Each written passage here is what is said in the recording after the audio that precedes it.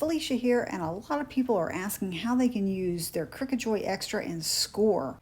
I didn't think it could be done. I'm going to use a project that's already in Cricut's design space and create a rectangle box using the foil transfer tip. You can see all the layers on the right hand side, and some of them are marked with an exclamation mark. That means that it's a score line and that's not supported by the Cricut Joy. So I'm going to hold the shift key down and click on each one of those lines and then go up under operation and change it to foil. I'm going to then click on make it and then click continue in the bottom right hand corner. The Cricut Design Space is going to make a Bluetooth connection to my Cricut Joy Xtra, and then when it comes up I'm going to browse all materials and select medium cardstock 80 pounds for my material, and then it tells me to move my star wheels around, and then I am going to change my pressure to more pressure and go ahead and load my cardstock onto my mat.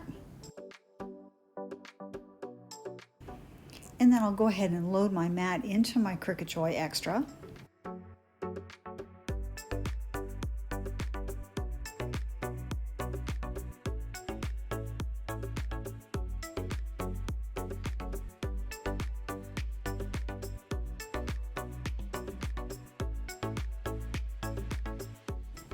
Then I'm going to take my foil transfer tip using the medium tip and replace the fine point blade with the foil transfer tip and go ahead and start the process to cut and score my cardstock.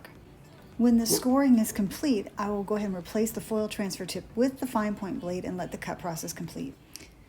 You can see here where we have score lines and where we have cut lines. I'm going to go ahead and remove this from my mat and fold all my score lines and then assemble my box.